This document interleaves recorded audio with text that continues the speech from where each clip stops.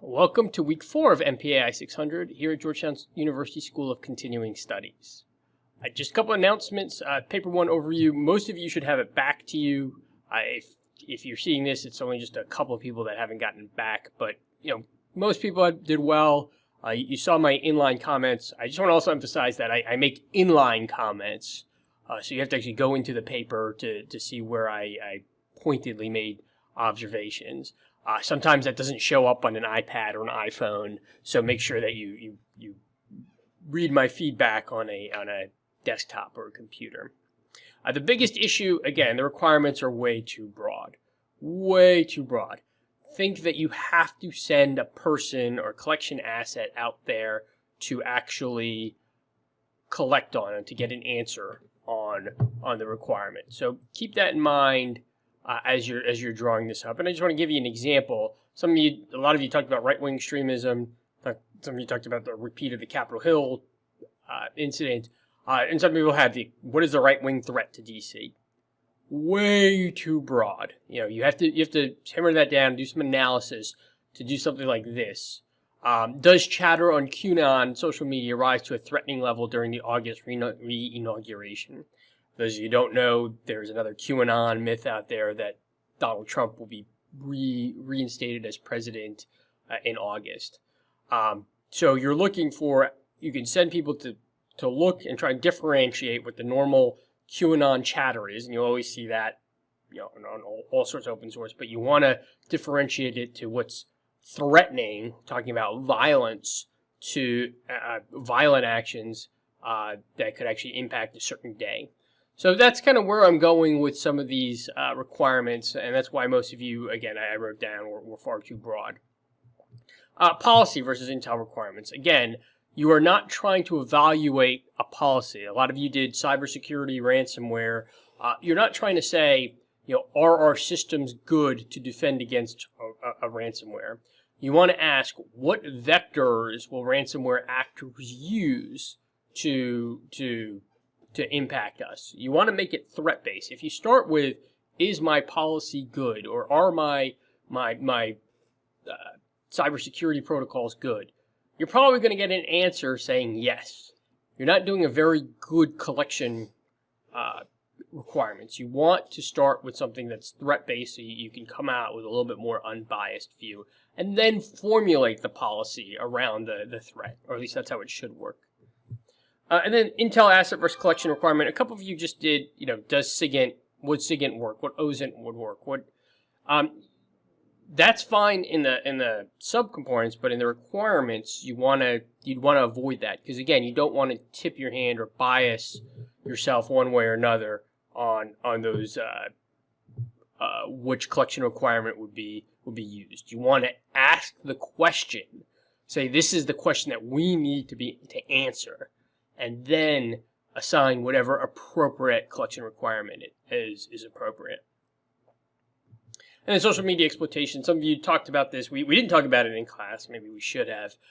I just want to be warning that sometimes social media is good, sometimes it's not. It's good for trying to evaluate threats from right-wing extremists, QAnon, Oath Keepers, etc.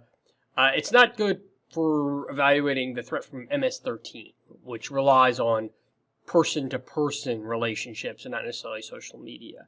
It's not good for North Korea for obvious reasons. So just keep that in mind. Social media isn't always a panacea in different situations. So week 3 review. We had the Pearl Harbor and the Yom Kippur case studies. So Pearl Harbor case study. Dog does a good overview of the schools of intelligence failure. There is the traditional school, which argues that there is too much information out there, that analysts are drowning in a sea of information and they cannot separate the wheat from the chaff. And he makes the arguments that had something to do with Pearl Harbor, although not a whole lot. And you could argue that that's why 9/11 occurred, that's why the Capitol Hill riot occurred, coronavirus intel failure, you can take your pick. Then you have the reformist schools. This argues is there is information out there, but the way that it's collected and who reports to who prevents adequate or causes intelligence failure. To give you the Pearl Harbor example, intelligence was collected at the federal level by Magic and the Purple about potential threats to Pearl Harbor, about the Japanese trying to use shallow torpedoes. It was collected at the national level, but because that national level did not report down to the commanders on the ground, that information was not shared down in that manner. That's the reformist schools, because I report to the guy who cuts my paycheck and writes my evaluation. I don't respond to everyone. So that's the reformist school. And then there's the contrarian school. The contrarian school just argues that there was not enough collection assets. That the assets were, that there were key Japanese carriers that were out there, which is a key strategic asset, but there wasn't enough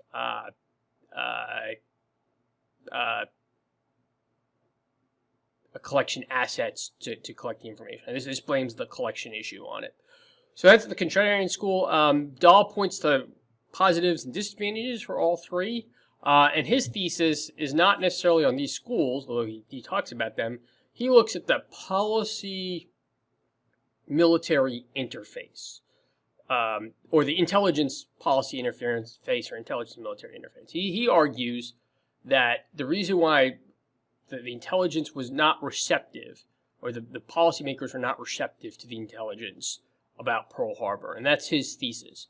He goes on to further argue that it didn't have tactical nature in it. That's why Midway was successful, as I had you read, because it got into the level of detail that made it receptive to policymakers, while Pearl Harbor, there was no specificity of the intelligence.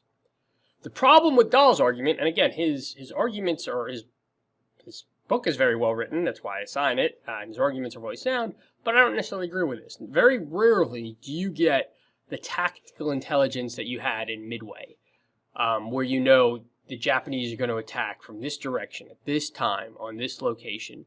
That is very, very rare. For those of you, those of you who've been to Iraq, never do you get the intelligence that says the IED is going to be at this location at this time and attack this target. For the 9/11 case study, you're not going to get the intelligence that says these 19 hijackers are going to board these planes at this time and go down or an attack or conduct their attacks on September 11th. That type of precise intelligence is very rare.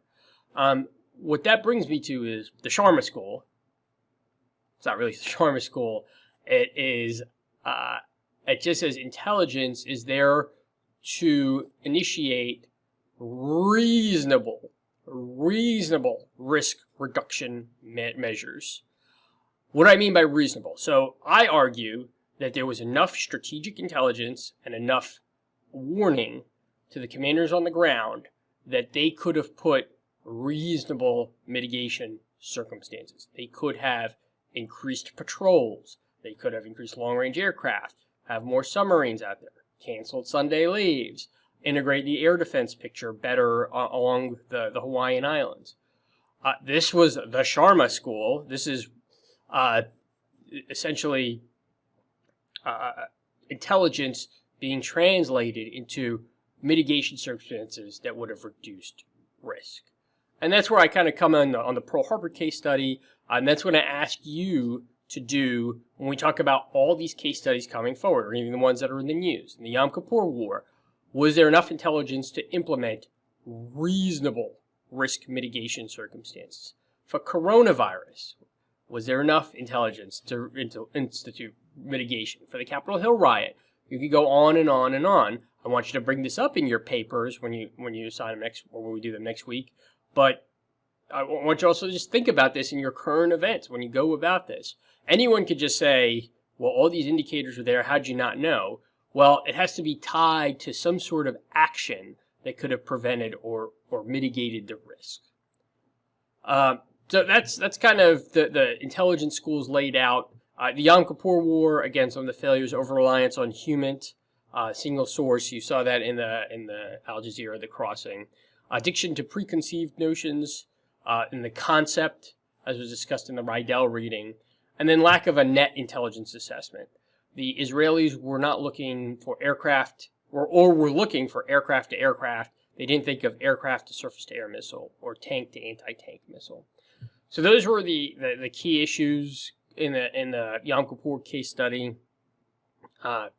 Again, we will revisit these issues ongoing for the rest of the class.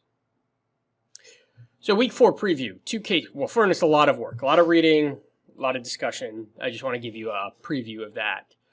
2 case studies, Iraq WMD and 9/11 case studies, 2 that are history for most people. I lived through them intimately, so it's more personal impact for me. So the Iraq WMD, you have the Rachel Maddow documentary. Just again, take it with a grain of salt because it's a little bit of a political bent to it, but I think that most of the reporting is accurate. The 60 Minutes, the curveball, which shows the failure in human intelligence. This is very important. I gave you a 200-page Senate Select Committee on Iraq WMD chapter. Do not read 200 pages. Go through it looking at the blue boxes, which outline the key questions. And then if there's more issues that pique your curiosity, you can go into a little bit more detail, but I'm not assigning the entire 200 pages. And then you have my lectures. And then 9/11, you have the documentary, National Geographic and the NOVA NSA documentary, the readings, the DAL, the 9/11 Commission, and then my lectures on the 9/11 case study. So a little bit of work this week, but again, it's a compressed class. And if there's issues, please let me know.